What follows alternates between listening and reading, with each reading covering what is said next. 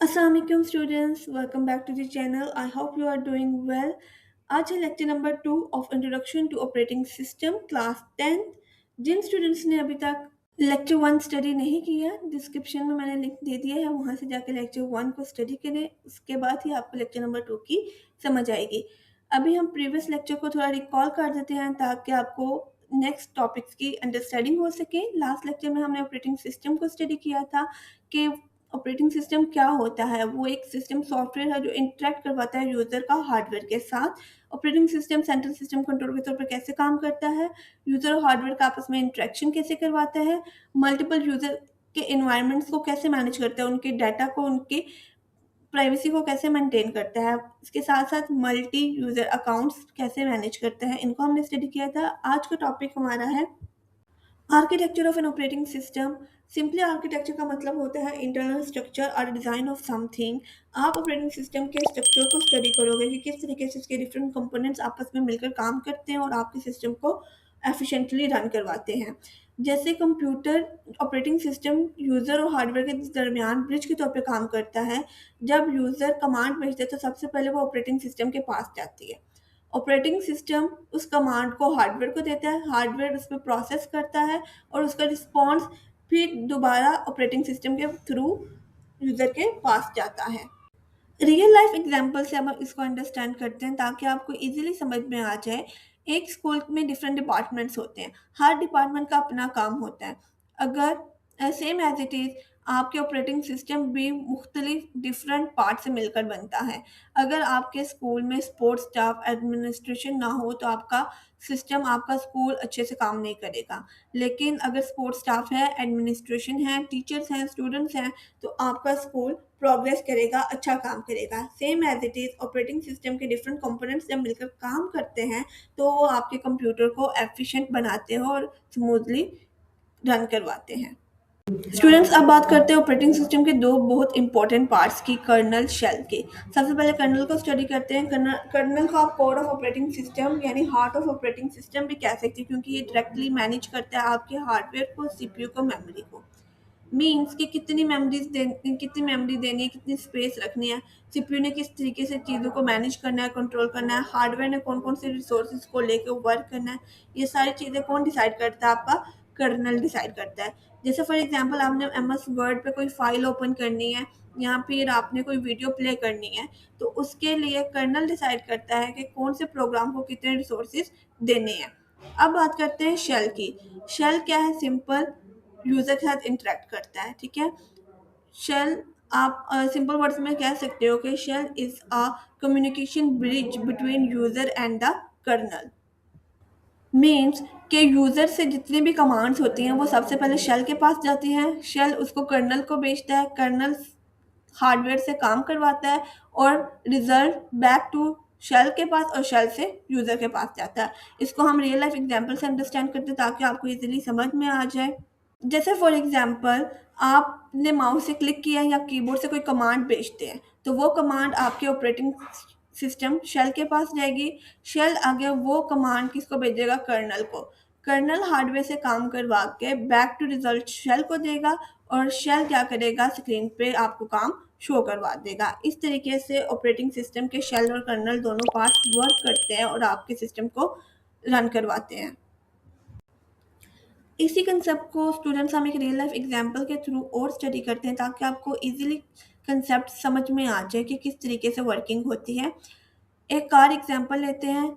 आप एक car drive कर रहे हैं, ड्राइवर मतलब user, steering wheel as a shell, car का जो मेन पार्ट इंजन होता है जो पावर जनरेट करता है वो एज अ कर्नल वर्क कर रहा है और जो कार के पार्ट्स हैं मतलब टायर्स और लाइट्स वो एज अ हार्डवेयर वर्क कर रहे हैं।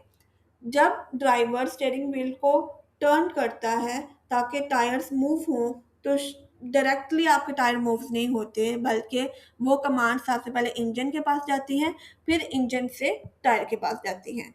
तो सेम इसी तरीके से आपका जो सिस्टम होता है वो डायरेक्टली यूज़र से इंटरेक्ट नहीं होता, मतलब यूज़र और हार्डवेयर का आपस में डायरेक्ट कम्युनिकेशन नहीं होता। यूज़र से कमांड पहले शेल के पास जाती हैं, शेल से कर्नल के पास, देन कर्नल हार्डवेयर से काम करवाता है और उसको कंट्रोल करता है। जी स्टूडेंट, नेक्स्ट टॉपिक आपका आ जाता है operating system layers. Operating system में मल्टीपल लेयर्स होती हैं, हर लेयर का एक स्पेसिफिक काम होता है।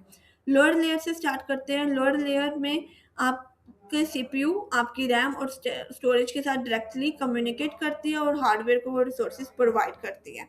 मिडिल लेयर में रिसोर्सेज को मैनेज किया जाता है कि आपके एप्लीकेशन को कितना सीपीयू टाइम दिया जाएगा, कितने रिसोर्सेज प्रोवाइड किए जाएंगे।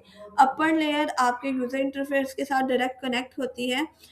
जब आप स्क्रीन पर डिफरेंट आइकन्स देखते हैं या किसी आइकन पे क्लिक करते हैं, तो मीन्स अपर लेयर के थ्रू आप डायरेक्टली कनेक्ट करते हो विद ऑपरेटिंग सिस्टम।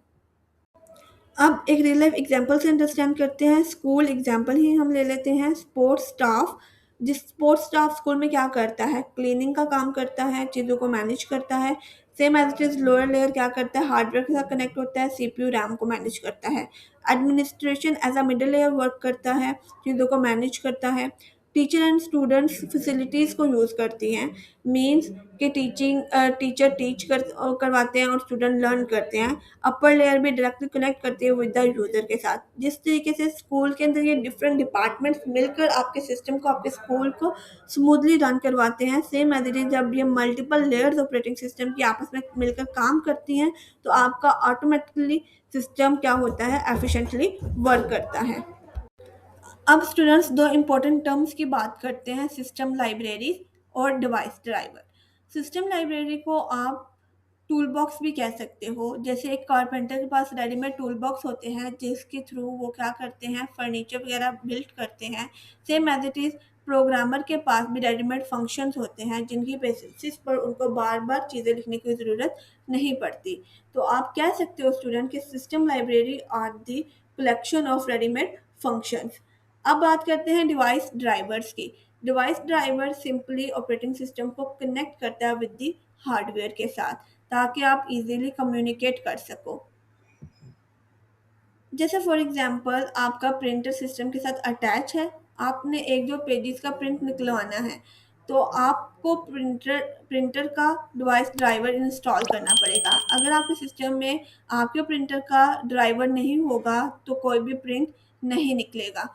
तो दैट्स मीन हर हार्डवेयर का कंपैटिबल ड्राइवर आपके सिस्टम में होना लाजमी है ताकि वो अच्छे से काम कर सके।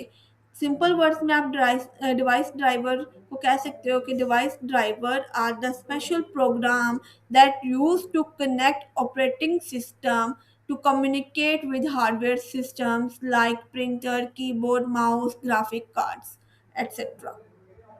जी स्टूडेंट्स, यहाँ पे आपके आज का लेक्चर एंड हो जाता है, जिसमें आपने किन चीज़ों को स्टडी किया। आपने architecture of an operating system को स्टडी किया, कर्नल और शेल को स्टडी किया। Kernel is the core of operating system and shell is close to the user. Operating systems की लेयर को स्टडी किया, upper layer, middle layer, lower layer. System library को study किया कि ये क्या होता है, collection of readymade function. And device driver क्या होते हैं, स्पेशल प्रोग्राम्स होते हैं जो कनेक्ट करते हैं हार्डवेयर को टू दी ऑपरेटिंग सिस्टम के साथ।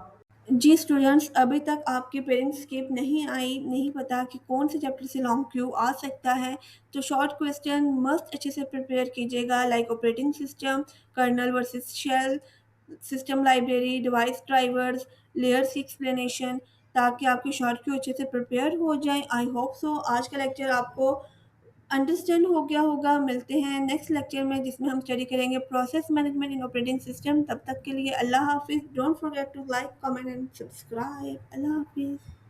Subscribe my channel and click on bell icon. Don't forget to like, comment, and share.